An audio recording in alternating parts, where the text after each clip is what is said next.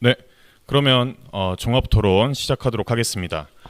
오늘 글로벌 문화 콘텐츠 학회 코로나 국면과 문화 콘텐츠라는 기획 주제로 5분의 발표를 진행을 했습니다.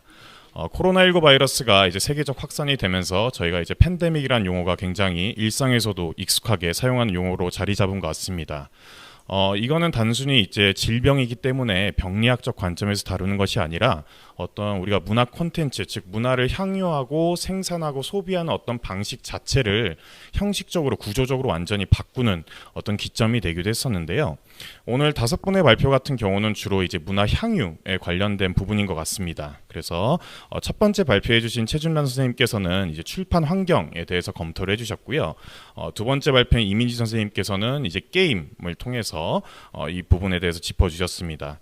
세 번째 발표인 배현주 선생님께서는 이제 우리가 OTT, 오버 더 탑이라고 하죠. 넷플릭스로 굉장히 우리에게 익숙해지긴 했지만 이런 어떤 OTT 중에서도 중화권 어떤 드라마를 한국 수용자들이 어떻게 받아들였느냐에 대한 부분들, 그리고 김영훈 선생님께서는 이제 뭐 웹소설 그거를 더 나아가서 이 규방 가사 또는 내방 가사로 불리우는 장르랑 함께 견주어서 말씀해 주셨습니다.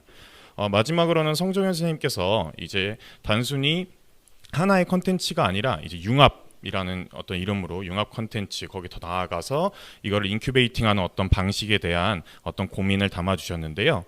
이렇게 5분에 대한 발표에 대한 어떤 토론을 또 저희가 5분을 모셨습니다. 한 분은 지금 이제 온라인으로 대기 중이시고요. 4분은 지금 여기 나와 계십니다. 그래서 저희가 일종의 뭐 지정 토론 비슷하게 한 분씩 일단은 말씀을 드려놨고요. 한 분씩 일단 질의 토론을 진행한 다음에 이후에 혹시라도 이제 교차 질문을 하실 분들이 있으면 더 나아가서 종합 토론을 진행하도록 하겠습니다. 먼저 최준란 선생님 발표에 대해서 임동욱 선생님께서 토론을 진행해 주시겠습니다.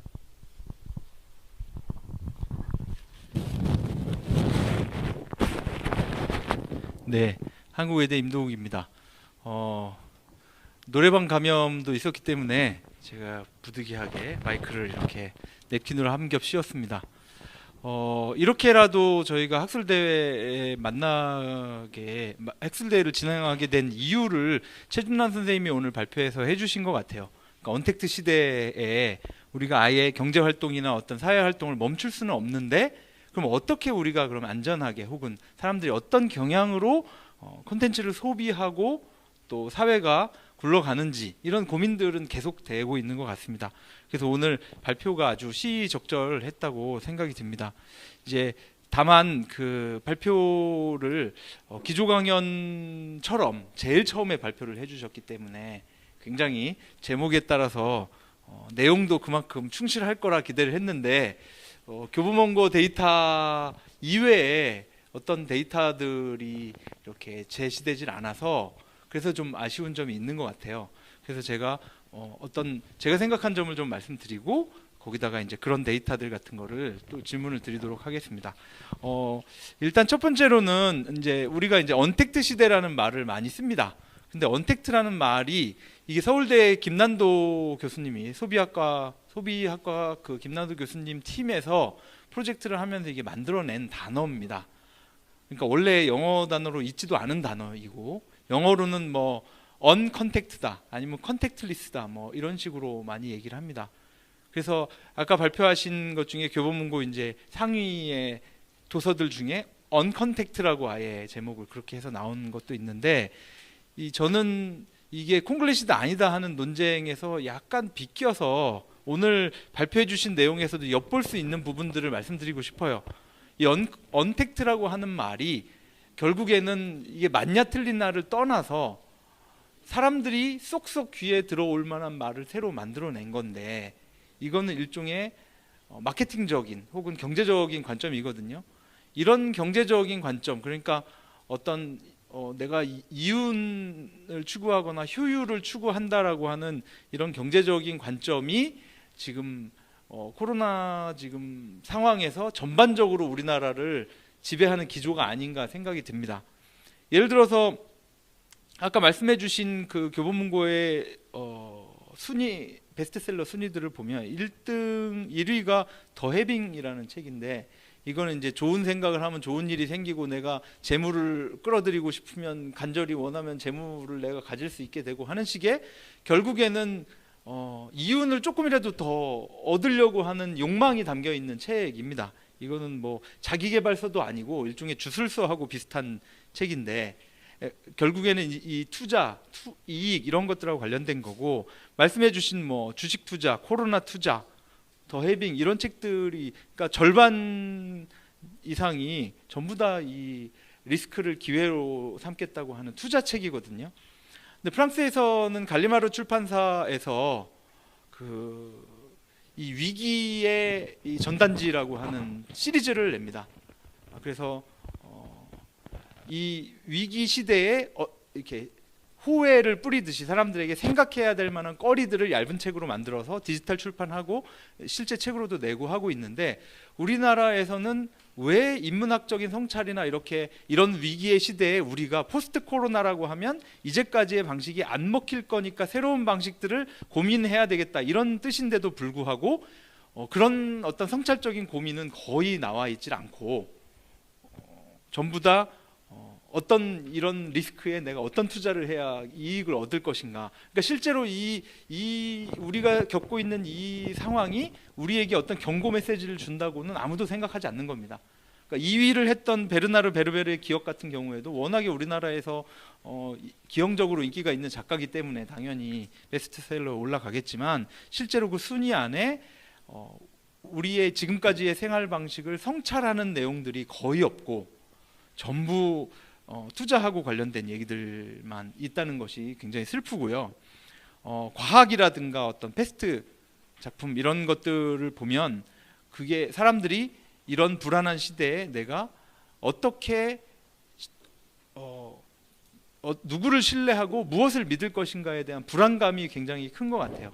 그러니까 이 모든 게 불안만 계속 조장하고 있고 그 불안한 상황들을 어떻게 이용할 것인가에만 관심이 있지 왜 우리는 이런 좀 더 성찰적인 그런 책들이 나오질 않는가 이런 고민들을 하게 됐습니다. 발표를 하시는 거 내용을 듣고 물론 프랑스하고 우리나라 혹은 외국하고 우리나라 상황이 다르기 때문도 있습니다. 외국 같은 경우에는 완전한 강제적인 격리를 상당히 오랫동안 지금 진행을 하고 있기 때문에 그런 자기 혼자서 틀어박혀 있는 상황에서 여러 가지를 다시 생각해 보는 환경이 조성됐거든요. 근데 우리나라는 사실 거의 강제적인 격리는 없는 채로 지내다 보니까 사람들이 지금이 커다란 위기라고 인식을 하지 않고 오히려 이게 기회다라는 식으로 생각을 하고 있는 것 같아요. 그래서 말씀해 주신 여러 가지 출판이나 이런 부분들에 대한 우리나라 사람들의 인식 그 상태에 대해서는 엿볼 수가 있었지만 한편으로 출판이라고 하면 여러 가지 콘텐츠 중에서도 그래도 성찰적인 부분들, 인문학적인 어떤 논의들, 철학적인 토론들 이런 것들을 마지막까지 담보하고 있어야 될 장르임에도 불구하고 분야임에도 불구하고 대부분의 그런 어떤 출판사나 이런 데서 그런 시리즈를 냈다는 소식은 거의 들을 수가 없고 전부 투자라든가 뭐 이익을 보는 이런 개념들만 얘기한 게 좀 안타깝다는 생각이 들었습니다. 그래서 포스트 코로나 시대 지금 벌써부터 이렇게 얘기를 하고 있습니다만 포스트 코로나 시대가 언제 올지는 아무도 알 수가 없습니다. 이 코로나 시대가 1년 안에 끝날지 3년 안에 끝날지 5년이 지나도 똑같을지는 아무도 알 수가 없는데 지금 우리가 코로나 시대도 제대로 살아가고 있지를 못한데 포스트 코로나라고 해서 나와 있는 책들의 내용들이 어떤 성찰적인 비전 같은 걸 제시하지 못하고 있고 또 그 내용들도 전부 이윤 추구에만 관여가 돼 있다는 점은 특히 출판계가 마저도 그렇게 돌아간다는 점은 좀 너무 슬픈 면이 있어서 혹시 이런 부분들 출판만이 담당해 줄 수 있는 그런 부분들을 혹시 사례들이나 동향들을 알고 계시면 공유해 주시면 많은 도움이 될 것 같습니다. 네. 감사합니다. 좋은 켜진 거죠. 네. 좋은 말씀과 또 질문 감사합니다. 마찬가지로 고민했던 부분이고요. 선생님 주신 대로 제가 사실은 맺은 말 전에 그 제 글에 보면 그 코로나 블루를 썼던 부분이 사실 이거에 대한 인문학적 성찰 때문에 제가 썼던 부분이거든요. 예, 우리가 이제 앞으로 나아가야 될 것 때문에. 네, 제가 오늘 아까 그 분단 나누기에서 거의 지금 현황만 좀 얘기를 한 거예요. 근데 이 현황은 출판에서 리드해갖고 만든 건이 아닙니다. 그냥 코로나 사태가 벌어진 다음에 보니까 주식이며 부에 대해서 그냥 나가고 있는 거예요. 미리 그거를 예측했던 건 정말 아니었고 부에 대한 거 나가는데 이제 4월 달에 나왔던 언컨택트의 그 저자분이 이제 말씀하신 그 김난도 교수의 그 언택트라는 게 그냥 소비성에서 만든 용어잖아요. 그거가 왜 만들어지는지에 대한 언어적인 것부터 그 부분을 얘기를 다시 하면서 본인은 언컨택트를 써야 된다 이제 해서 그 책을 쓴 거예요. 이제 그러면서 사실은 이제 출판사에서는 지금 고민이거든요. 이 이후에 포스트 코로나 이후에는 우리가 뭘 건드려야 되고 뭘 해줘야 될지. 그런데 지금 1위부터 사실 10위권 이내만 제가 발표를 했잖아요. 30위권 내만 가도 다시 약간 그런 인문학적인 예전의 책들이 좀 있고요. 뭐 비슷할 수 있나? 총균세라든지 그러니까 다시 돌아볼 수 있는 고전에서 봤던 이런 책들에 대한 책들도 있고 저는 늘 같이 있다고 그러니까 우리가 막 이쪽만 추구해서 만들었던 건 아니고 지금 기획해서 나오는 책에는 분명히 시간이 걸리는 거고 그러니까 포스트 코로나를 준비해서 사람들의 힐링과 마음과 위로와 공감을 해줘야 되는 코로나 블루에 맞는 오히려 그런 게 더 기획이 더 돼야 된다라는 게 오히려 더 인문교양 쪽에서는 인문학 쪽에서는 좀 더 기획에서 더 앞서가고 있는 거는 맞는 거고 지금 앞에서 보이는 막 경제 경영도 중요하죠. 근데 그것만 지금 앞에 있는 것들이 나열되다 보면 한편 뭐 우리의 시각이 이쪽만 가는 거는 아니란 얘기는 해주고 싶어요. 예. 뒤에 같이 있습니다. 그리고 저는 저희의 이제 뭐 저희 뭐 우리 국민들이 있는 우리의 수준이 이제 뭐 얘기가 이제 나오면 늘 위기일 때 막 사람들이 쫓는 게 1위라든지 2위에서는 보이는 게 막 부와 뭔가 자기계발성적인 게 있잖아요. 근데 그 뒤에 보면 늘 같이 꼭 유념할 책이 늘 위기일 때 보면 고전 책이 많이 나가요. 그러니까 위기일수록 다시 고전을 읽어요.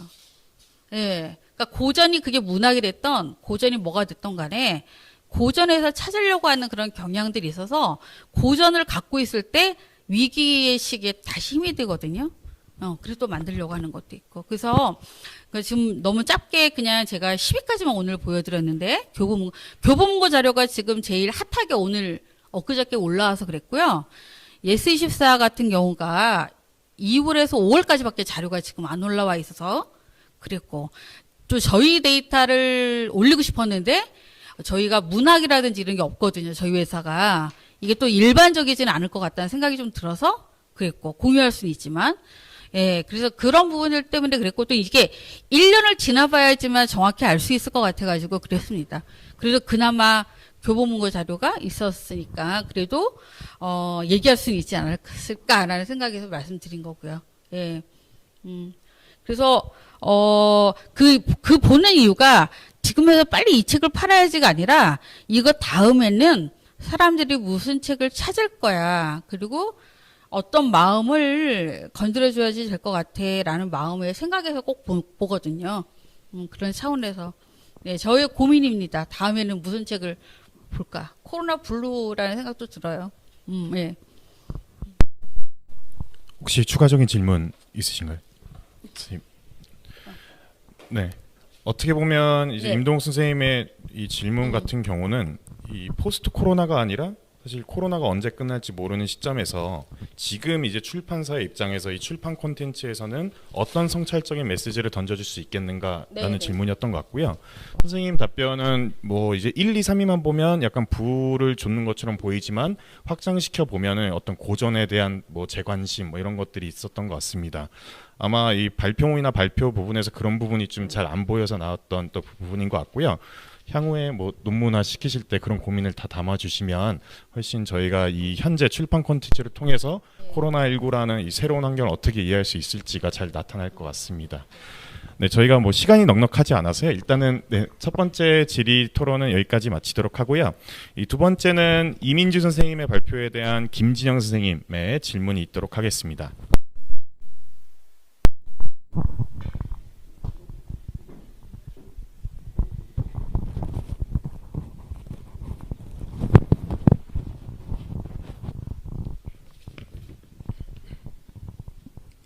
네, 이민주 선생님 발표에 토론을 맡은 김진영이라고 합니다.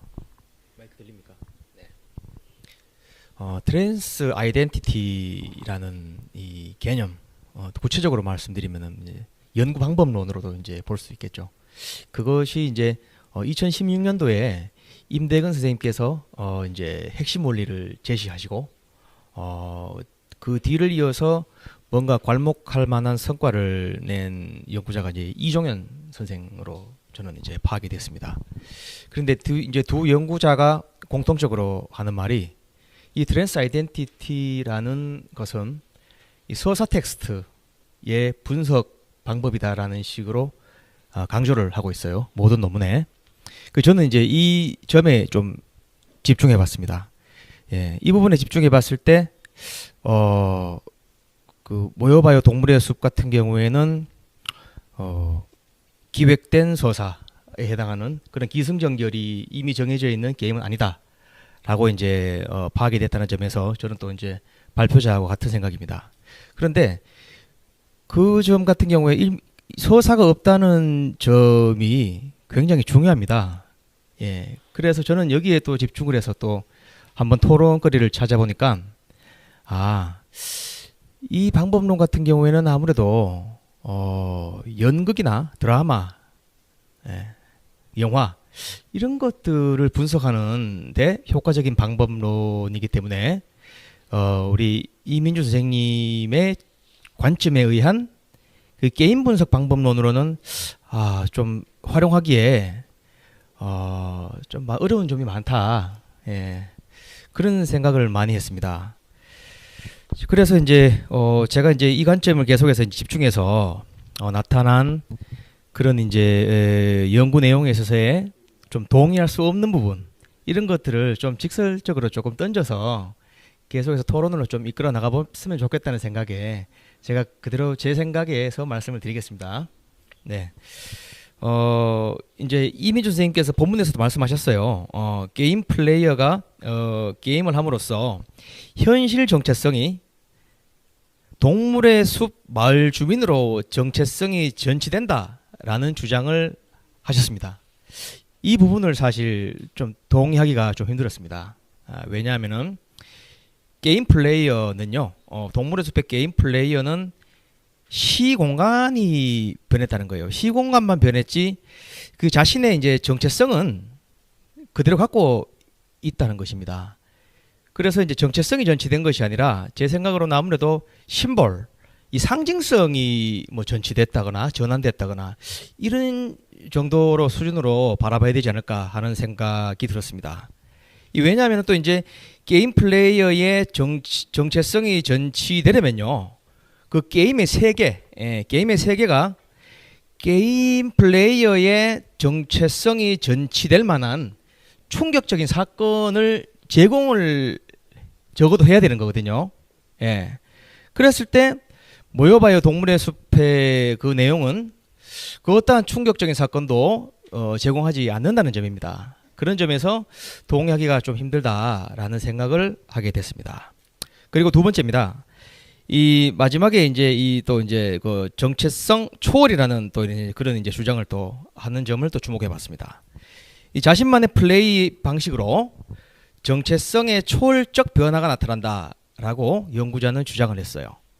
이 부분의 경우에도 사실 제가 처음에 말씀드렸던 제시했던 관점으로 봤을 때는 동의하기가 좀 어렵습니다. 네. 왜냐하면은 게임 안에서 유명인들을 거론하고 있죠. 유명인들이 결혼도 하고 패션 쇼도 펼치고 그리고 이제 뭐 시위도 하죠. 사이버 시위. 뭐 이런 것을 한다고 해서 그 사람들의 정체성이 초월된 것이 아니다라는 것입니다. 자신들의 고유한 정체성을 바탕으로 해서 가상의 시공간에 자신의 욕망을 표출했던 것이에요. 예, 저는 그렇게 읽혀졌습니다. 왜냐하면 여기서 정체성이 뭐 초월되고 전치되고 하는 수준으로 가기 위해서는 예를 들어서 그 현실 세계의 혁명가가 가상의 시공간에서는 갑자기 그 소시민으로 전환되어 버린다든지, 그다음 패션쇼를 했던 디자이너가 이 가상의 시공간에서 갑자기 정체성이 전환이 돼 가지고 그런 이제 음식 요리사로 뭐 바뀌어 버린다든지, 이런 부분이 사실 자아 정체성, 그 자아 정체성의 전환의 사례로 볼 수가 있다는 점입니다. 그래서 결과적으로 이제 제 입장입니다. 제 입장에서 봤을 때 트랜스 아이덴티티는요, 그 주인공의 그 성격, 행위 이런 것들이 이미 결정된 서사 텍스트를 분석할 때 그 효과적인 그 방법론이다라고 저는 생각합니다. 예, 따라서 이제 영화, 연극, 드라마 이런 이제 작품들을 분석할 때 그 일을 찾을 수 있지 않을까, 저는 그렇게 생각을 하게 됐습니다. 그런데 이제 다시 한번 조금 더 이제 영역의 장르적 이제 범위를 넓혀서 트랜스 아이덴티티 이론을 적용한 게임 분석을 만약에 한다라고 했을 때, 사실 이제 게임 플레이어의 자아 정체성을 그 연구하는 그런 이제 방법론으로는 사용해 볼 수 있겠다. 그런데 이제 게임을 하다가 게임 세계에 만약에서 충격적인 사건을 이제 이 게임 플레이어가 경험을 합니다. 예, 그랬을 때 실제로 게임 플레이어의 자아 정체성이 전환됐을 때 그런 사례가 있다면은 그 사례를 가지고 연구를 할 때 오히려 이제 게임의 트랜스 아이덴티티 방법론을 활용한 게임 연구가 되지 않을까라는 생각을 해보거든요. 근데 사실 그런 게임이 있냐? 이거는 좀 많이 찾아봐야 되는 부분입니다. 그래서 실질적으로 예를 들어서 이제 온순했던 사람이 게임을 하고 과격한 사람으로 이제 확 정체성이 전환되어 버린다든지, 소극적이었던 사람이 굉장히 능동적인 사람으로 또 바뀌어 버린다든지, 아무튼 게임 플레이의 자아 정체성 자체가 전환됐을 때 이 이론은 유효한 그런 방법론이다라는 생각을 하게 됐습니다. 예, 이 정도로 해서 이제 좀 마무리를 좀 지어보겠습니다. 네, 선생님 말씀 잘 들었습니다. 안 그래도 제가 이제 트랜스 아이덴티티를 이제 게임에 접목을 하려고 연구할 때 가장 고민했던 부분 중 하나가, 이제 일반적인 영화나 소설이나 이런 거에서 서사를 텍스트를 할 때는 주인공을 분석하면 되는데, 게임에서는 플레이어를 절대 배제할 수가 없더라고요. 그래서 이제 게임 서사 같은 경우 이제 캐릭터가 진행이 되더라도 플레이어가 이 캐릭터를 직접 움직이기 때문에 플레이어의 의견이 개입될 수밖에 없고, 또한 제가 연구하던 그 게임 중에 하나는 A라는 스토리를 알고 주인공은 그대로 플레이를 했는데 다 깨고 나면 사실 네가 알고 있던 건 잘못 알고 있던 거다. 예를 들어 내가 괴물이라고 알고 죽였던 게 사실은 다 사람이었다 라는 결말을 알려줘요. 그래서 처음부터 그 게임을 다시 플레이했을 때 내가 지금 싸우고 있는 상대가 사실은 사람이란 걸 두 번째 플레이할 때부터는 알게 되고, 거기서 이제 죄책감을 느끼거나 이런 식으로 플레이를 하게 되거든요. 그래서 사람에 대한, 그 플레이어에 대한 그걸 절대 배제할 수가 없더라고요. 그래서 제가 트랜스 아이덴티티를 접목을 시킬 때 이 플레이어를 이 서사랑 연결할 때 어느 입장에서 놔야 되냐, 그거를 지금 연구 중인 단계여서 선생님 의견이 굉장히 도움이 많이 됐고요. 두 번째로는 이제 그 정체성이 얼마나 변환이 되냐고 하시는데, 이제 제가 볼 때는 이런 거에 대해서는 이제 몰입이 되게 중요하다고 생각을 해요. 게임에서 요즘 이제 인터넷 방송에서 굉장히 많이 쓰이는 단어가 과몰입인데요. 그러니까 얼마나 이 게임을 방송하는 사람이 이 게임에 몰입을 해가지고 뭐 축구 게임을 할 때는 정말 자기가 뭐 레알 마드리드의 감독인 거 마냥 좋아하고 춤추고 우승할 때 막 소리 지르고 선수들 모아놓고 자기가 훈계하고 막 이런 식으로 되게 진짜인 것처럼 플레이하고 막 울고 그러면서 게임을 하거든요. 이런 그 과몰입되는 요소들이 정말 중요하게 여기기 때문에, 그러니까 사실 실제로는 뭐 게임을 하면서 내가 정체성이 정말로 게임에서 혁명을 한다고 해서 혁명가가 된 건 아니겠지만, 이 어느 정도 몰입을 함으로써 그 몰입하는 순간만큼은 어느 정도의 정체성의 변화가 있다고 볼 수 있다고 생각을 해요. 게임 서사적 내용으로는. 그래서 그런 부분에서 제가 이제 트랜스 아이덴티티가 이 게임 서사를 분석하는데 사용할 수 있지 않겠나라고 생각해서 처음으로 이제 일단은 동물의 숲을 시기에 맞춰서 연구를 한 거고, 그 다음부터는 좀 더 이제 다양한 형태의 게임 방식들을 좀 다뤄야 한다고 생각을 합니다. 안 그래도 게임이 사실 우리는 그냥 막연하게 게임 하나라고 묶어서 말하는데, 이제 영화는 뭐 액션 영화, 스포츠 영화 뭐 이런 형식으로 안 해도 기본적인 영화라는 틀이 있긴 한데, 게임은 사실 그 장르에 따라서 천차만별로 좀 분류가 되거든요. 이걸 정말 게임이라고 불러야 되냐라고 싶은 게 게임일 때도 있고, 그러니까 게임이라는 하나의 장르로 묶기에는 좀 너무나 광범위해가지고 이걸 좀 세분화를 시켜가지고 적합한 요소에 맞춰서 분석을 하면 충분히 이 트랜스 아이덴티티 분석법도 게임의 서사를 분석하는데 사용할 수 있지 않을까 싶습니다. 그래서 이 부분은 제가 좀 더 연구를 해가지고 좀 더 적합한 이 연구 방법에 적합한 서사를 가진 게임들을 대입을 해가지고 연구를 해서 결과물들을 한번 가져와 보도록 하겠습니다. 감사합니다. 선생님 혹시 추가적인 질문 있으신가요? 안 됩니다. 네. 일단 다 끝나고 남는 시간대에 다시 질문을 해주셨으면 좋겠습니다. 지금 뭐 토론 선생님께서 말씀하신 것처럼 이 트랜스 아이덴티티 뭐 그 뒤에 이제 스토리텔링까지 붙이든 이 트랜스 아이덴티티라는 개념 자체가 이 모여봐요 동물의 숲이라는 게임에 얼마나 이 적용 가능할 것인가 근본적인 질문인 것 같습니다. 어떻게 보면은 저도 어제 이 게임이 궁금해서 한 1시간 정도 플레이를 해봤는데요.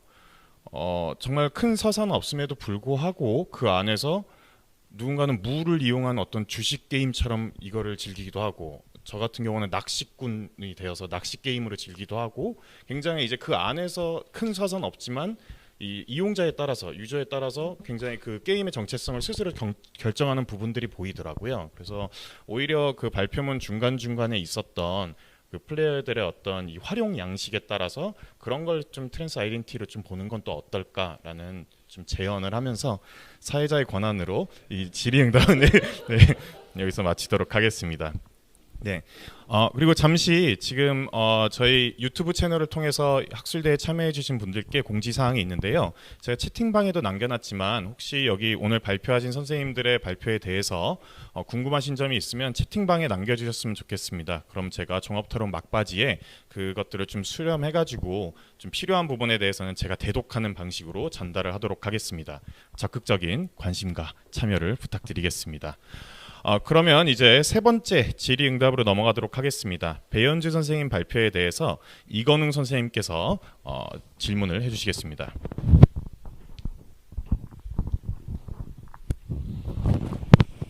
토론을 맡은 이건웅입니다. 개인적으로 이제 중국 이제 문화 콘텐츠 하는 연구자 만나면 굉장히 기분이 좋습니다. 이쪽 연구하신 분들이 요즘 많기 때문에. 그리고 또 이렇게 지금 이렇게 요즘 핫한 중국 드라마들, 중화권에 있는 드라마들을 이렇게 또 논문으로 이렇게 발표하신 거에 대해서는 굉장히 이제 기쁜 마음이 있는데요. 그럼에도 불구하고 이제 토론문, 그 발제문을 읽다 보니까 약간 몇 가지 이제 의문점이 생겨서 이제 좀 약간 좀 의견을 좀 묻고자 하고요. 제가 좀 착한 사람인데 좀 너무 이렇게 좀 오해하지 않으셨으면, 예. 일단 첫 번째 이제 표가 하나 있습니다. 저희 보면은 표를 이제 이쁘게 하나 이제 하셨는데, 앞에 보시면 이제 중화권 드라마라고 하셔가지고 중국, 홍콩, 대만 이렇게 나누셨어요, 사실은. 근데 이 표에는 그냥 중화권 해가지고 웨이브, 티빙, 왓챠, 넷플릭스 해가지고 그냥 통합적으로 이렇게 표를 보여주시고 있어요, 사실은. 근데 만약에 이제 앞에 이렇게 굳이 구분을 하셨다면 여기 표에서도 이 각 이제 플랫폼마다 중국 드라마가 몇 편, 대만 드라마 몇 편, 뭐 홍콩 드라마 몇 편 이렇게 이게 나와서 총 중화권 몇 편 이렇게 나오는 게 맞지 않을까 하는 생각이 들었고요. 두 번째는 이 표에 또 부족한 게 뭐냐면 그 플랫폼에 있는 전체 드라마 수가 있어야 된다고 봅니다. 그래야 이게 중국 드라마, 중화권 드라마가 많은지 적은지가 가늠이 될 텐데 이건 도대체 알 수가 없어요. 그래서 그냥 느낌으로는 웨이브에 309편이 있으니까 많은 것 같긴 한데 실제로 만약에 이 웨이브에 드라마가 만약에 뭐 수천 편이 있는데 그중에 300편이라면은 뭐 10분의 1도 안 되는 거니까 많은 거라고 할 수 없지 않습니까? 그러니까 이제 좋아하는 분들끼리는 중화권만 이제 찾아보겠지만 그런 좀 약간 이 데이터에서 정확하지 못한 부분이 있기 때문에 이런 거에 좀 섬세한 부분이 필요하다고 생각하고요. 제가 알기로도 중화권 해도 중국 드라마가 압도적으로 많고 그 다음에 대만 드라마가 그 다음일 테고 홍콩 드라마는 숫자가 생각보다 많지 않을 거고요. 있더라도 홍콩하고 중국하고 이제 합작 드라마가 많겠죠. 단독으로 한 합작 드라마, 홍콩 드라마, 합작한 드라마 이런 것도 구분이 좀 필요하지 않나 생각을 좀 해봅니다. 그래서 이게 그냥 중국 이제 전문가잖아요, 우리가. 그러면 우리는 이런 거를 좀 세심하게 볼 수 있는 눈이 있으니까 이런 거에 대한 좀 의견이 있었고요. 두 번째는 이제 네이버 이제 그 사이트를 에서 이제 분석을 시작하셨는데 전 이 부분에 대해서는 좀 반대입니다. 왜냐면은요. 만약에 이 논문이 객관적인 논문이 된다면 앞에 그 표를 굳이 이제 분석을 하시지 않았습니까? 그러면 웨이브에서 어떻게 우리 한국 사람들이 콘텐츠를 수용하고 있는지를 분석하시는 게 맞지. 네이버에 있는 카페로 가버리면 편리는 하죠. 거기에 다 그냥 중국 드라마 좋아하는 사람이 다 몰려 있으니까. 하지만 객관적이지 않아요. 논리적이지도 않고요.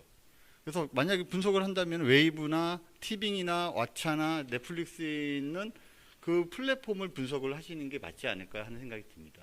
네이버로 가는 거는 그거는 옳지 않은 방법이에요. 그래서 저는 그렇게 하면 안 된다고 생각을 하고요. 두 번째, 거기서 또 FGI 또 그 심층 인터뷰를 하셨는데 5명의 기준도 모르겠고 그냥 그 마니아들이에요. 일반화될 수가 없거든요, 사실은. 아까 논문에서 얘기하시지만 우회해가지고 그 중국에 있는 플랫폼을 이제 들어가서 얼마나 되겠습니까? 우리 아시겠지만 중국의 은행 개설하려면 중국인 한 명이 보증을 서서 중국 은행을 개설하고 그래야지만 그 핸드폰이라든지 콘텐츠라든지 아니면은 뭐 알리페이라든지 이게 쓸 수 있지 않습니까? 그렇게 하기도 힘든데 우회해가지고 하는 특수한 케이스를 갖고서 일반화를 하면은 이거는 좀 약간 좀 너무 나간 게 아닌가 하는 생각이 들어요. 그래서 저는 개인적인 생각은 지금 엔스크린 서비스 되게 잘 돼 있잖아요, 우리나라에서. 그러니까 그런 엔스크린 대표적인 그 분석도 잘 되어 있거든요, 모델이. 그렇기 때문에 그 부분에 대해서 좀 다시 한번 좀 재고를 하시는 게 어떤지 한번 얘기를 듣고요. 저는 출판 쪽을 좀 많이 하기는 있는데 출판 쪽은 어떤 식으로 하냐면 한국 출판 콘텐츠의 중국 내 수용을 하는 파트가 하나가 있고요. 그리고 이제 중국 콘텐츠가 한국 내 수용하는 게 한 파트죠. 이 두 개를 같이 또 비교를 하죠, 사실은. 근데 지금 저 같은 경우는 한국 동영상 콘텐츠, 한국 영상 콘텐츠가 중국에 있는 온라인 동영상 플랫폼에서 수용되고 있는 거를 많이 연구를 하는 케이스고 그쪽 사업을 하고 있거든요. 근데 지금 그 배현주 선생님 같은 경우는 반대죠. 중국 콘텐츠가 한국 내 수용을 지금 하고 있지 않습니까? 그러니까 이런 것들이 교차로 좀 잘 되어 있다면은 이게 좀 복합적이고 다각적이고 다층적으로 보이지 않나 생각도 들어요. 근데 이제 지금 하신 지금 4페이지밖에 안 되는 짧은 곳에다 다 넣다 보니까 이런 것들에 대한 문제점이 발굴이 될 수 있는데 이런 거에 대한 약간 조금만 좀 더 신경 쓰시면 보다 좋은 그 논문이 나오지 않겠나. 연구 결과물이 나오지 않겠나 하는 생각이 듭니다. 이상입니다.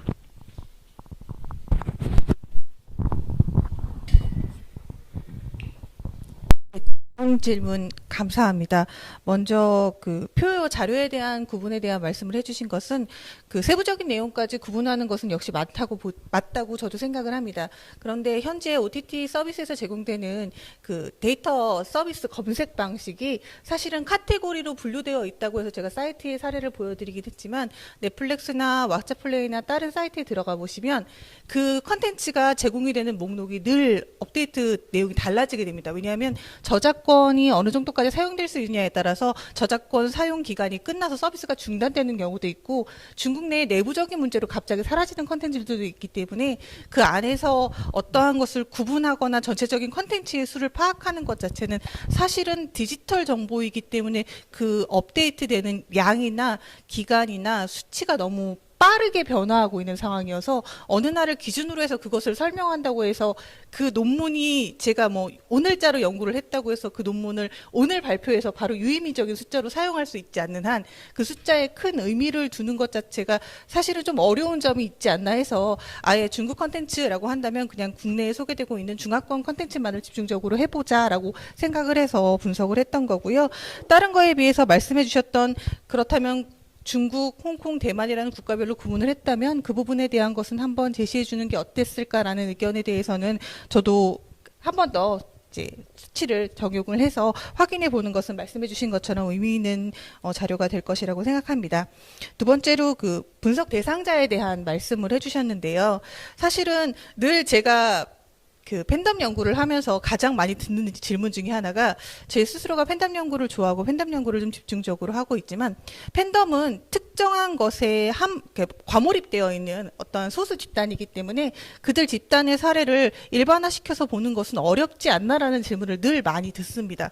하지만 특정의 소수 집단의 경험이 다른 사람들로 확산되어서 하나의 사회적 현상으로 발전하는 것은 얼마든지 많이 보여줄 수 있는 사례고 그러한 대표적인 사례가 뭐 싸이의 강남 스타일이 인기를 얻게 된 것도 사실은 특정 한국 음악을 좋아하는 사람들의 집단이 형성이 된 거고 지금의 BTS를 좋아하는 아미의 팬덤도 역시 그런 현상에서 출발했다고 보기 때문에 지금의 특정한 매니아층이 왜 그런 매니아층을 형성하게 되었고 그들이 어떠한 행동 패턴을 가지고 있는지를 확인하는 것은 이것이 다른 일반인들에게도 얼마든지 적용될 수 있는 사례로서 보여질 수 있는 가능성이 있기 때문에 유의미하다고 생각하고요.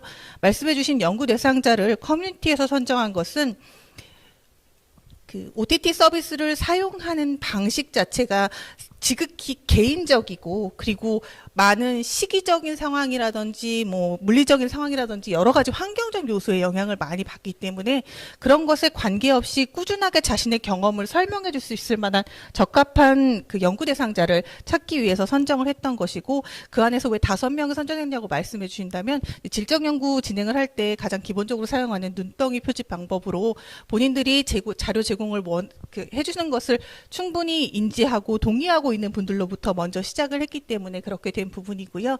말씀해 주신 것처럼 이것이 조금 더 일반화되고 다른 사람들을 설득하기 위해서는 이 5명에서부터 출발한 연구가 점점점 확대가 되어서 다양한 사례나 다양한 내용으로 좀 더 확대돼서 조금 더 표준화된 혹은 조금 더 보편화된 쪽으로 지향할 수 있는 부분과 더 특별한 부분 혹은 특색 있는 부분, 구분되는 부분을 좀 나누어서 설명할 수 있는 부분까지 발전할 수 있도록 좀 추후에 추가적으로 연구를 보완해 보도록 하겠습니다. 이상입니다.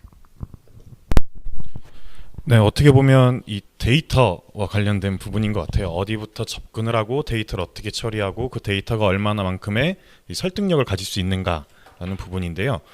이 눈덩이라는 말이 나와서 뭐 스노우볼링 뭐 이런 말도 많이 쓰잖아요. 그래서 현재 4쪽밖에 안 되는 발표문에서 담아내지 못했던 거를 추후에 그런 데이터 그리고 어떤 아까 이 좀 세분화해서 봐야 된다라는 것도 동의하셨으니까 그런 쪽에서 좀 더 유의미한 부분이 나올 것 같습니다. 추가적인 질문은 제가 지금은 안 받고요. 혹시라도 조금 있다가 시간이 좀 허락해 주면은 하도록 하겠습니다. 네 번째로 넘어가도록 하겠습니다. 네 번째 이제 김효은 선생님 발표에 대해서 정재호 선생님께서 질문을 해주시겠습니다.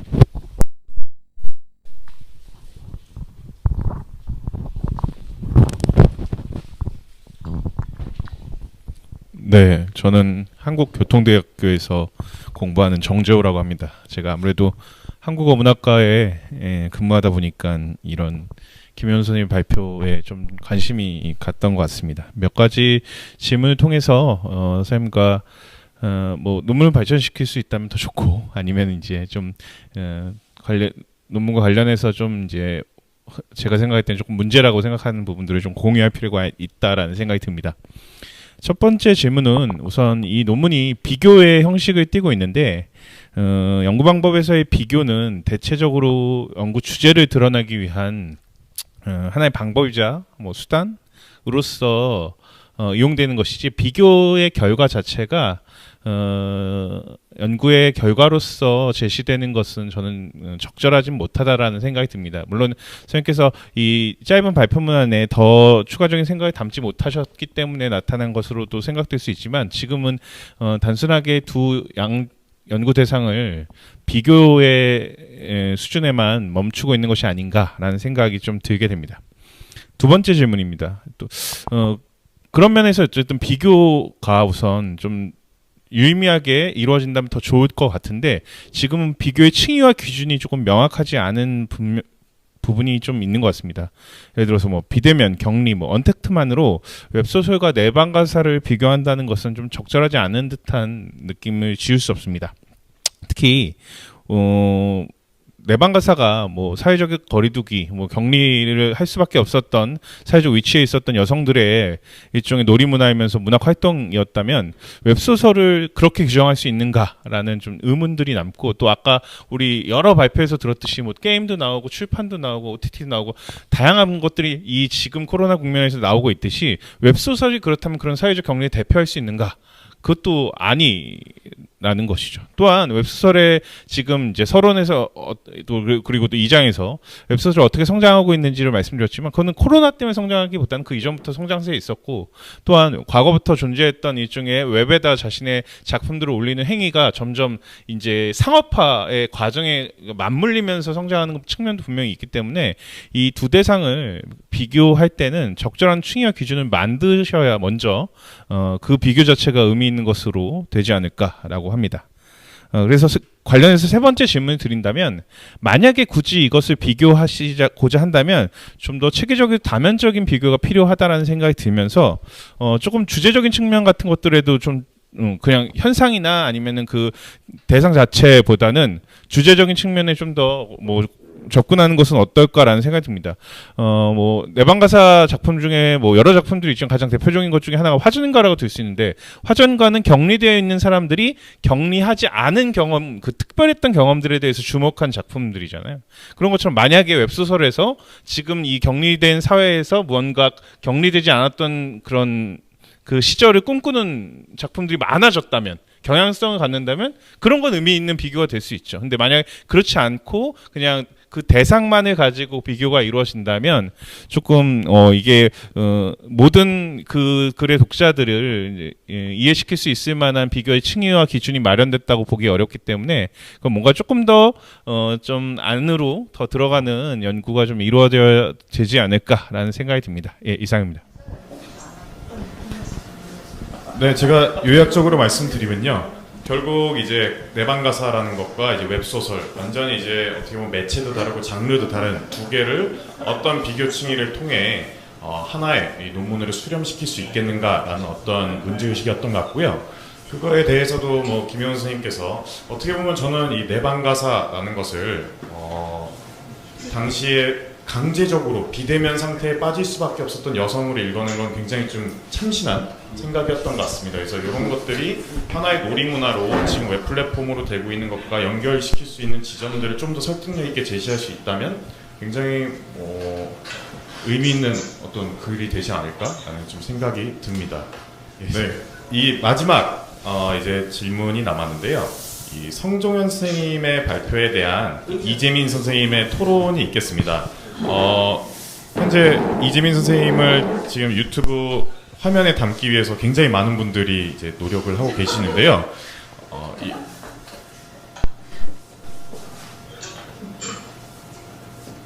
네.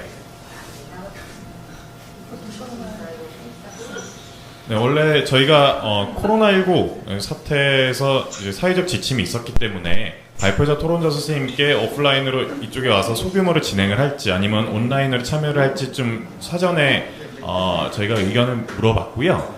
그래서 이재민 선생님께서는 뭐 이제 온라인으로 참여하시겠다라고 해서 지금 저렇게 새로운 제가 봤을 때 확실히 이런 위기 상황의 어떤 창발적 사고와 아이디어를 내는데 굉장히 도움이 되는 것 같기도 합니다. 네. 네. 그래서 지금 굉장히 많은 장치를 통해서 이재민 선생님과 이제 연락하고 있고요. 자, 드디어 준비가 됐습니다. 그러면 지금 성종현 선생님 발표에 대해서 이재민 선생님이 질문을 하도록 하겠습니다. 네.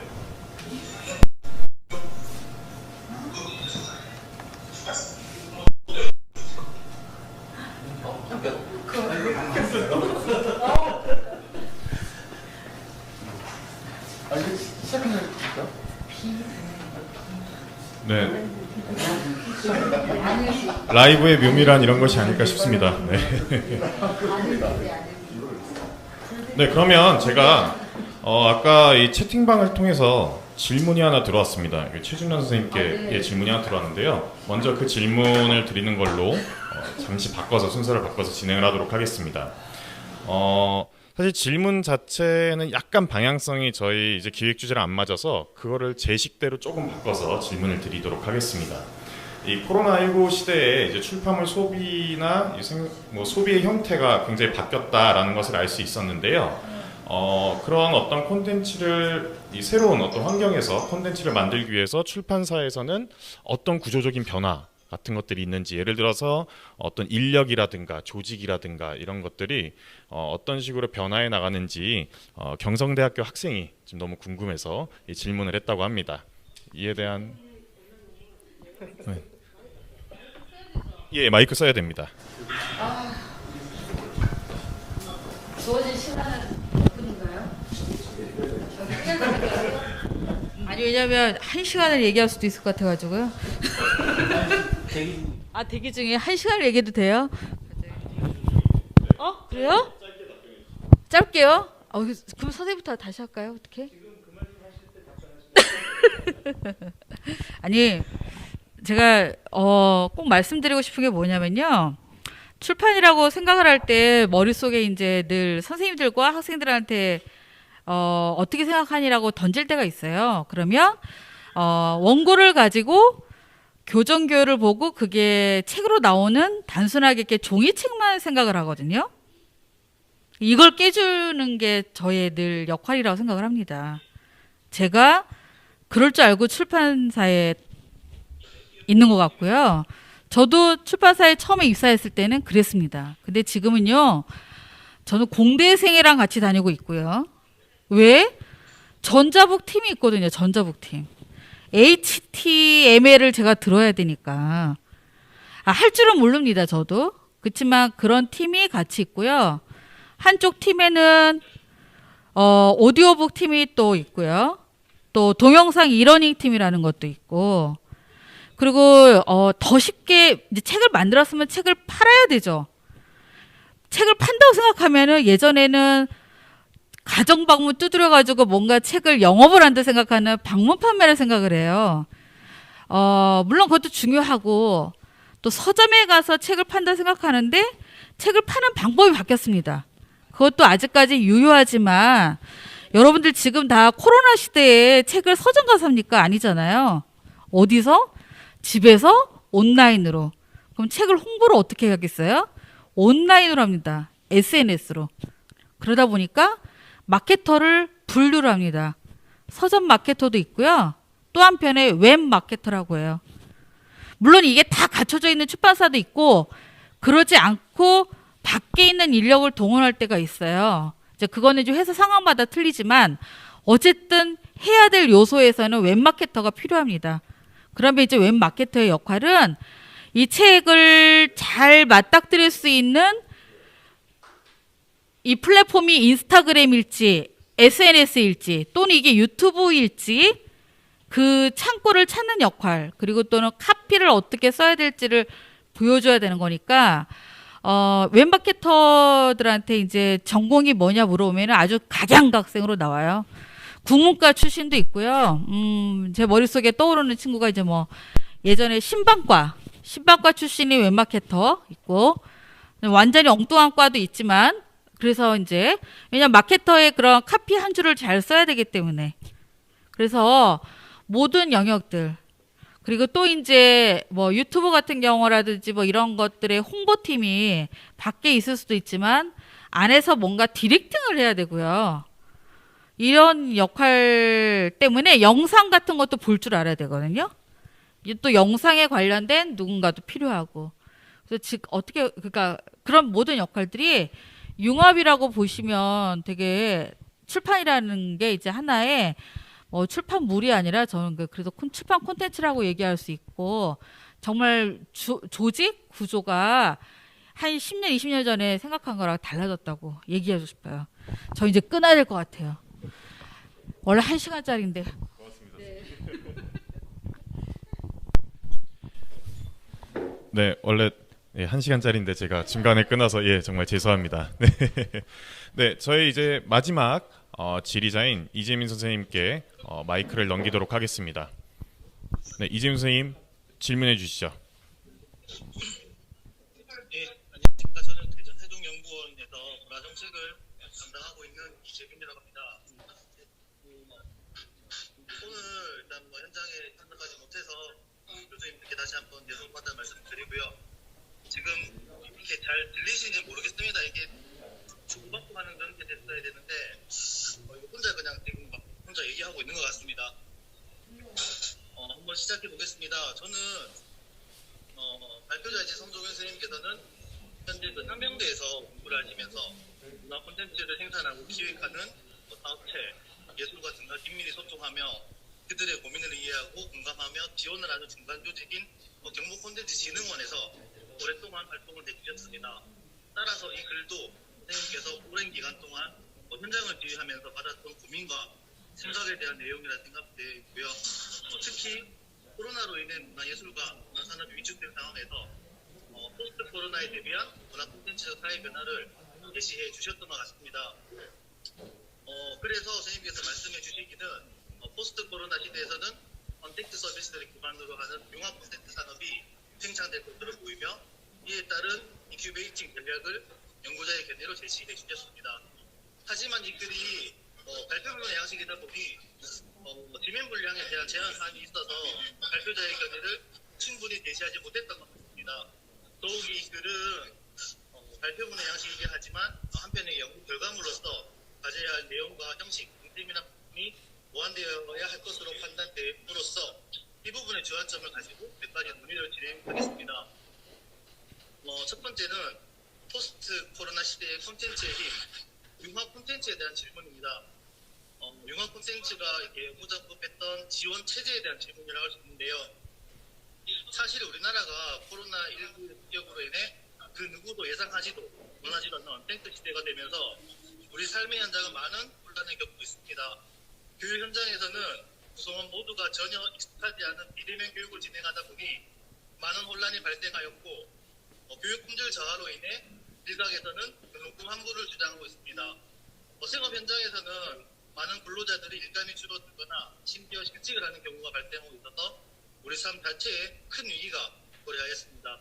특히 문화예술을 생업으로 하는 예술가들은 더욱 심각한 상황을 맞이했습니다. 이 같은 상황에서 문화예술 분야는 랜선 공연, 온라인 콘서트 등 과학기술과의 결합을 통해 문화예술의 새로운 패러다임 시대가 오고 있는 것 같습니다. 이는 연구자께서 얘기한 언택트 서비스를 기반으로 하는 융합 콘텐츠와도 일맥상통한 부분입니다. 연구자께서는 언택트 서비스 기반의 융합 콘텐츠가 앞으로도 지속해서 커갈 것으로 보이며 이에 대한 수요도 더욱 커질 것으로 전망하고 있습니다. 이 같은 상황에서 연구자께서는 융합 콘텐츠의 소프트 파워가 필요하게 된다라고 전망해 주셨습니다. 사실 저도 ICT 기술을 기반으로 하는 물리적 환경은 시대가 지나면서 점차 진보할 것으로 생각되고요. 하지만 이 진정한 혁신을 이루려면 콘텐츠에 있지 않을까 생각됩니다. 그래서 콘텐츠의 내용적인 혁신이 문화산업과 관련한 융합 콘텐츠의 진정한 혁신을 가져올 수 있다라고 말씀드릴 수 있고요. 이 지점에서 연구자께서는 이 혁신을 실천하기 위해서 첫 번째, 지역 콘텐츠 산업을 육성하는 인프라의 기능적 정리, 두 번째, 지역 콘텐츠 제작 역량 강화에 대한 지원 사업, 세 번째, 지역 콘텐츠 유통 지원에 대한 것이 필요하다고 말씀해 주셨습니다. 이는 어찌 보면 문화의 생산자라고 할 수 있는 콘텐츠 기업에 대한 일종의 탑다운 방식의 지원이 주를 이룰 수 있을 것으로 보입니다. 하지만 일반적인 탑다운 방식보다는 탑다운 방식과 바텀업 방식의 그런 조화로움 속에서 전략을 찾아야 하지 않을까 생각됩니다. 사실 이 부분은 아까 발표 때 잠깐 언급해 주셨던 것 같습니다. 하지만 조금 더 이 부분에 대한 좀 추가적인 설명을 조금 제가 말씀드리고요. 그래서 이를테면 일방적 지원보다는 창의적인 문화생태계 정립을 위해 새로운 거버넌스 구축을 해야 한다든지 각 주체들의 선순환 체계를 구축해야 한다든지 이 외에도 홍보, 마케팅, 인력 양성 등 간접적인 방식에 대해서 어떻게 생각하시는지에 대한 연구자의 견해가 궁금합니다. 두 번째입니다. 융합 콘텐츠 용어에 대한 정의를 말씀드리겠습니다. 사실 이 글의 연구 목적은 이 글에 대한 연구 목적을 짧게 하겠습니다. 그래서 융합 콘텐츠, 그래서 연구자께서 지금 제시하고 있는 핵심 키워드인 융합 콘텐츠가 무엇을 의미하는지, 이 글에서는 융합 콘텐츠에 대한 진정한 의미, 그리고 연구자는 융합 콘텐츠와 융합 콘텐츠 산업을 조금 혼용해서 쓰고 있는 것 같아요. 그래서 이 부분에 대한 좀 답변 부탁드리고요. 그리고 마지막입니다. 그 인큐베이팅 전략 중에서 첫 번째로 지역 콘텐츠 기능을 정리해야 된다라고 말씀해 주셨는데요. 사실 선생님께서 언급하셨던 기능 분화는 더욱 다양한 기관의 성격이 더욱 짙어지는 것을 의미함인데, 다양한 기능 아래 오히려 하나의 핵이라든 체계에 종속되는 것이 아닌가 이 부분이 들거든요.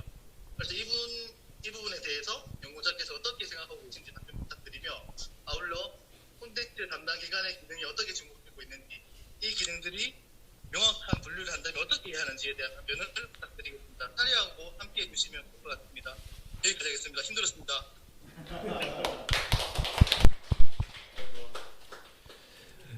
네, 저희 멀리서 이렇게 또 참여해 주셔서 부족한 글에 관심을 가져주시고 또 코멘트 해주신 부분 너무 감사드립니다.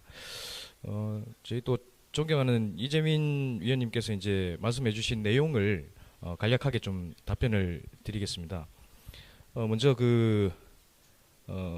질문 주신 이런 그 융복합 콘텐츠에 대한 부분을 좀 잠깐 말씀을 드린다면, 이 지원 체계에 대한 부분으로 이렇게 정리를 좀 한다면, 사실 제시됐던 프로그램 속에서 이 말하자면 이제 탑다운 방식의 어떤 진흥원과 어떤 지자체의 중심으로 틀에 짜놓은 그런 지원 방식은 사실상 그 부족한 부분이 있고 한계가 있다는 생각을 하는 부분이 있고요. 저도 전적으로 이제 동감하는 부분입니다.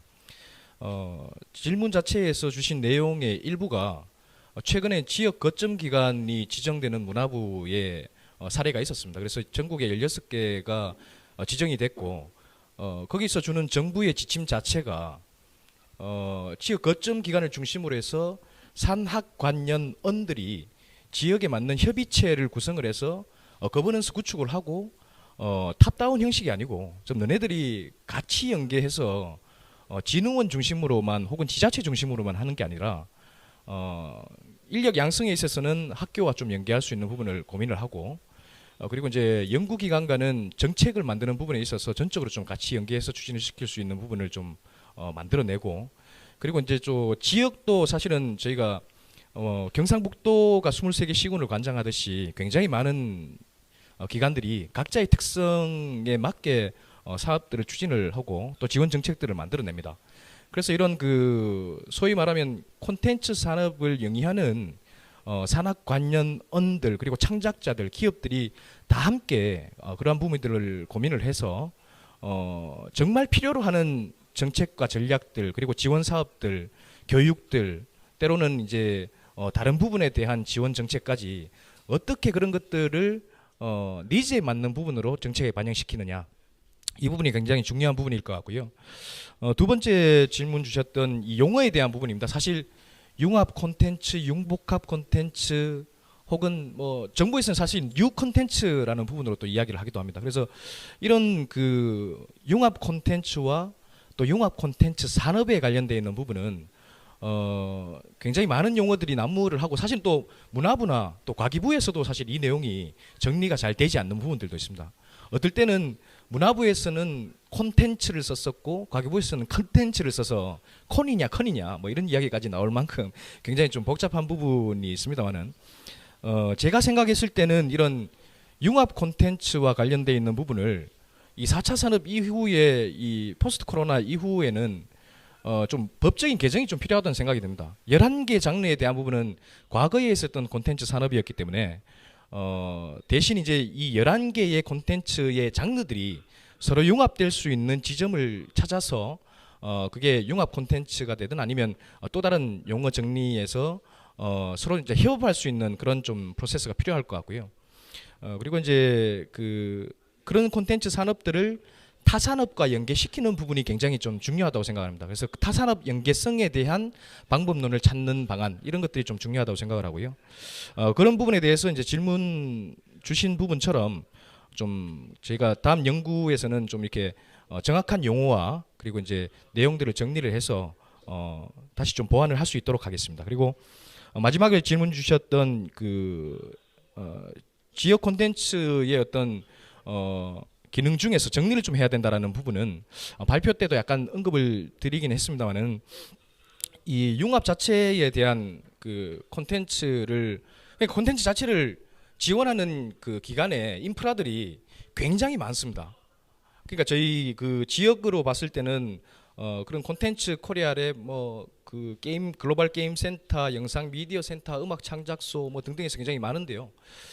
그런 기관들이 각자의 포션을 가지고 타이틀에 걸 수 있는 그런 콘텐츠 특정 콘텐츠를 개발을 시키되 타 기관과의 연계성을 좀 같이 검토를 해야 된다는 부분입니다. 그래서 그게 기획이면 기획, 제작이면 제작, 그리고 그 기획 제작을 할 수 있는 기업을 자체적으로 육성시킬 수 있는 또 클러스터의 허브 역할을 할 수 있는 지원 거점, 그리고 이제 거기서 만들어진 기업들을 육성시킬 수 있는 부분은 사실은 문화부보다는 중기부나 이쪽에서 또 더 잘할 수가 있습니다. 그래서 사실 무역 정책, 유통 정책에 대한 부분은 문화부에서만 찾는 방법이 아니라 또 나아가서는 우리 그 코트라랄지 또 이제 그런 기업을 육성시키는 중기부랄지 이런 부분에서도 또 전문성을 갖고 있기 때문에 굳이 그 인프라에 대한 부분들을 이런 거점에 맞는 그 역할들을 두고 각자 잘할 수 있는 파트들을 하되 서로 융합하는 정책들이 굉장히 중요하다고 생각합니다. 그래서 그런 부분들을 좀 만들어 나가는 개념으로 연구를 더 해서 정말 그 말씀 주셨던 내용을 잘 참고를 해서 좀 더 완성시킬 수 있도록 하겠습니다. 감사합니다.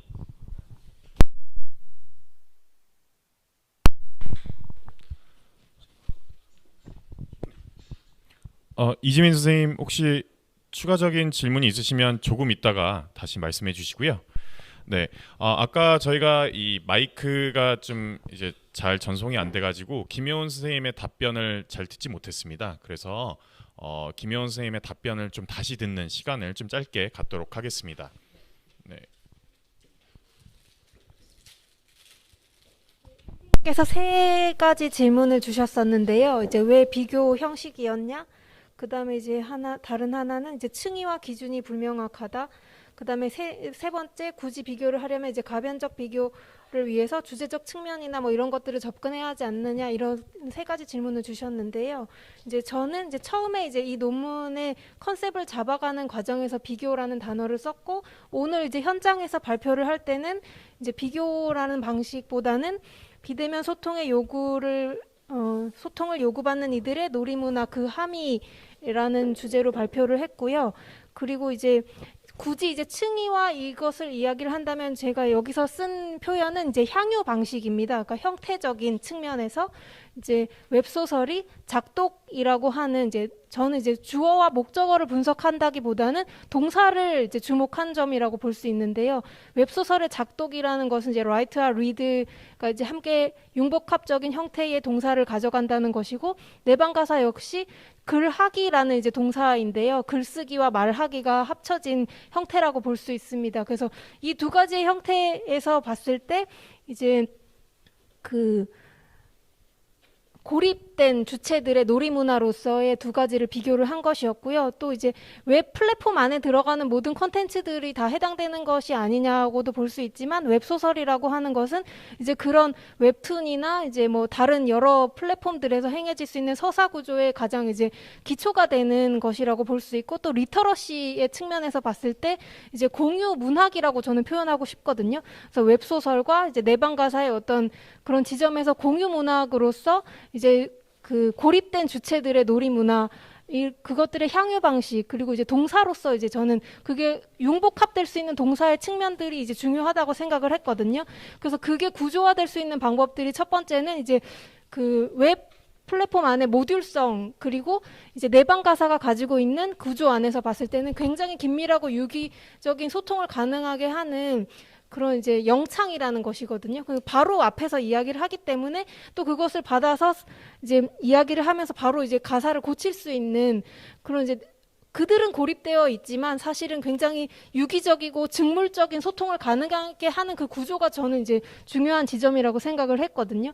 그래서 내방 가사도 이제 고립된 주체들이 즐기는 놀이 문화이지만 그들 안에서는 즉물적으로 가사를 고칠 수 있을 정도로 이제 내밀한 소통을 했다는 것이고, 웹소설 역시 소설이라는 장르와는 다르게 이제 독자와 작자, 그러니까 저자가 긴밀하게 소통을 할 수 있는 그런 구조가 주어지는 지점이라고 생각을 했습니다. 그래서 앞으로 이제 뭐 포스트 코로나 혹은 이제 코로나 시대에서도 유효한 놀이 문화로서 굉장히 이제 유기적인 소통이 가능한 플랫폼들이 이제 주목받지 않을까, 그런 비전이었습니다. 감사합니다.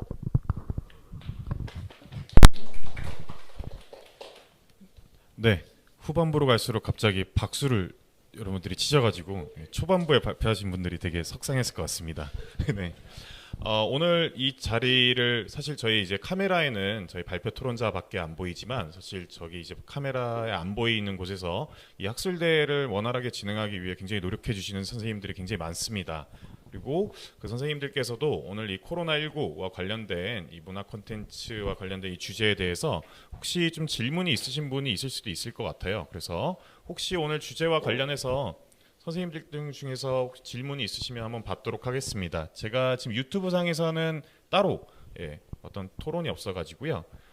지금 계신 분들께 먼저 한번 받고 혹시 없으시면 아까 못다한 이야기를 좀 더 듣는 시간을 갖도록 하겠습니다. 혹시 뭐 있으신가요? 네, 그러면 선생님들께는 이따 마무리 발언을 좀 이제 부탁드리도록 하겠고요. 지금 이제 추가적으로 사실 아까 질문한 거 외에도 다른 질문 사항이 있으실 텐데 어떤 세부적인 뭐 분석 방법론이라든가 이런 부분에 대한 질문보다는 저희가 오늘 이 문화 콘텐츠를 코로나19 시대에 한번 점검해 봄으로써 후에 또 포스트 코로나라고 부를 수 있을까요? 그 시기에까지 이제 전망이나 아니면 그 시기에 있는 어떤 대안을 성찰하는 것까지 목표가 있었기 때문에 그런 어떤 거시적인 틀에서 혹시 추가 질문이 있으신 분이 혹시 있을까요? 미시적인 질문은 저희가 이제 따로 개인적으로 만나서 해주시면 좋을 것 같고요. 왜냐하면 저희가 이제 그럼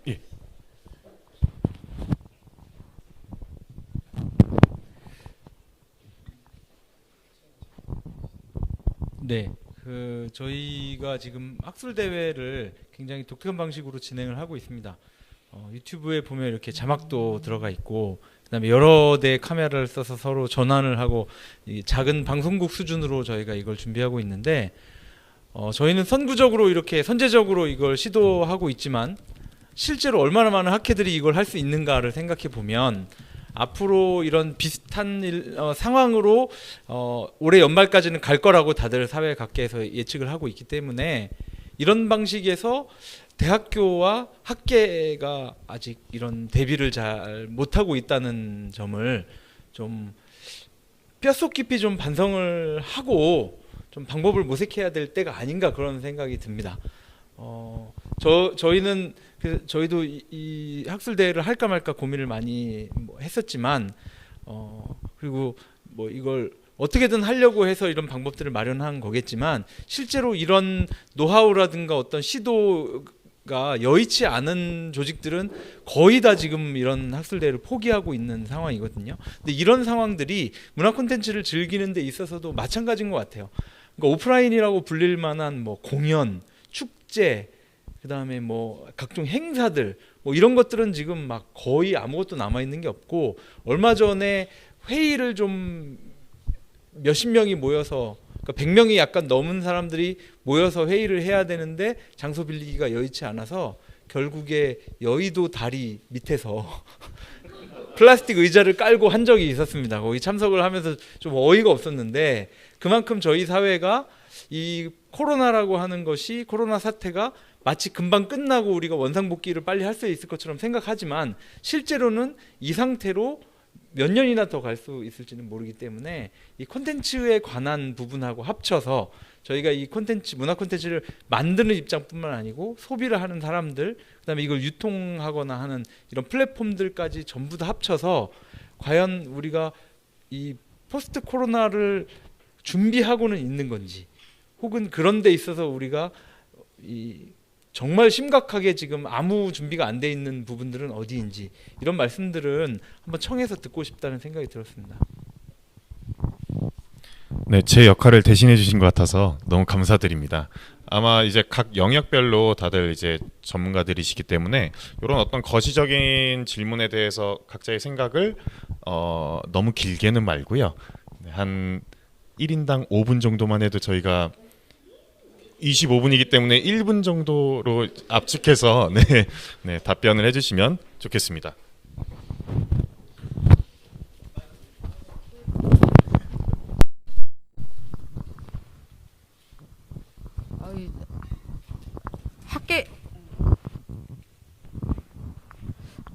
학계가 제일 빨리 결정을 해야 되는 거 아닌가 싶은데요, 진짜. 2학기부터 어떻게 수업을 해야 될지. 예, 진짜 많이 바꿔놨어요. 뭐 어떤 부분은 장단점이 있는 것도 있다고 저는 좀 한편 생각하기도 하거든요. 예를 들면 이제 저는 그 멀리 계셨던 저자분이 있는데 늘 찾아갈 생각만 했었어요. 근데 찾아가는 생각에서 이제 어쩔 수 없이 이제 이렇게 비대면이 와버렸잖아요. 우리가 생각을 못했네요, 선생님. 이러면서 줌으로 기획회의를 하게 됐어요. 줌으로 기획회의를 할 생각을 지금까지 우리는 왜 못했을까? 이런 생각을 하면서 발상이 완전히 전환이 돼가지고요. 그전에는 꼭 멀리 있는 분을 찾아갈 생각만 했었는데, 그러니까 되게 어떤 부분에서는, 일부에서는 되게 또 편리한 부분들도 있겠다. 이건 이제 성인의 기획이니까 이렇게 되는데, 또 우리끼리는 또 저희가 이제 또 중고등이라든지 초등학생들도 내거든요. 그쪽은 늘상 얘기해요. 지금 뭐 온라인 동영상 학습 이런 것들도 되는데 이게 진짜 얼마나 이루어질까? 실질적으로 정말 힘들다고 생각해요. 아이들도 스스로 얘기하거든요. 이게 다 여기 위에 화면 위에 여기서 보이는 거라서 밑에 나의 손이 어떻게 움직이고 있는 거 아무도 모른다고. 아이들 스스로도 제어가 안 된다고 스스로도 얘기하는데 이게 줌 교육으로 공부한다는 게 될까라는 지점에서 이거 해결하는 지점에서 같이 고민하고 있거든요. 이게 성인 이상이나 됐을 때 이루어지는 거고. 그래서 저의 지금 고민은요. 언택트라고 내가 비대면이라고 얘기하지만 비대면 사회 속에서 대면으로 가는 방법을 고민해야 된다는 생각을 하고 있습니다. 네. 넘기겠습니다. 네. 제가 해서 짧아지시는 거예요. 네. 간단하게 말씀드리자면 사실 제일 큰 고민은 이런 상황이 와서 비대면 하는 상황이 되면서 모든 걸 다 디지털화해서 뭔가 해결하려는 움직임이 되게 커지고 있다는 생각이 들어요. 오늘 학회에 오고 싶었던 가장 큰 이유도 가능할까라는 생각으로 사실은 왔던 것도 있었거든요. 근데 엄청나게 많은 노력이 있어서 지금 이게 가능해진 거잖아요. 그런데 이걸 보면 모든 사람들이 코로나가 언제 끝날지 모르니까 자꾸 디지털화하여서 뭔가를 해야겠다라는 생각이 들면서 디지털화한 콘텐츠에 대한 개발이나 기술적 연구나 이런 것들은 엄청나게 활용이 되겠지만 그럼 기존에 있었던 디지털화하지 않고 있었던 기존의 콘텐츠들은 점점점 설 자리를 잃어가고 소외받게 될 수밖에 없게 되었을 때 그 양극 간에 생기는 빈부의 격차라든지 갈등에 대한 부분 그리고 이것을 어떻게 중재할 것인가에 대한 부분의 고민이 지금 시작돼야 포스트 코로나 시대가 왔을 때 그게 정말 그렇게 부를 수 있는지 모르겠지만 우리가 거기에 맞춰서 대처할 수 있지 않을까라는 생각을 해봅니다. 제가 감히 마무리를 그 말로 하겠습니다. 네, 감사합니다. 혹시 뭐 마지막으로 여기 오신 지금 카메라 바깥에 계신 선생님들 중에서 마지막으로 네, 없으신 것 같습니다. 네, 그럼 오늘 발표에 참여해주신 최준환 선생님, 이민주 선생님, 배현주 선생님, 김효원 선생님, 성정 선생님께 감사드리고요. 또 오늘 토론으로 참여해주신 임동욱 선생님, 김진영 선생님, 또 이건웅 선생님, 정재호 선생님, 그리고 저기 화면에서 저를 지그시 바라보고 있는 이재민 선생님까지 정말 감사드립니다. 그럼 이것으로 종합 토론을 마치도록 하겠습니다. 고맙습니다.